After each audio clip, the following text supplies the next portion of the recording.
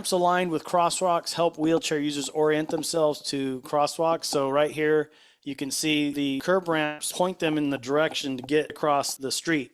So you don't want designs where they have to guess or they're not sure which way to go. Think about people with visual impairments. Those cues help them get across and get out of that traffic as quickly as they can.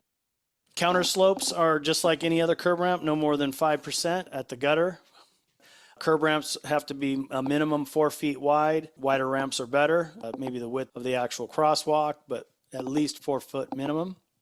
And here's kind of a bad design right here where the curb ramp's coming out right into the vehicular way and then they've got to guess which way to go.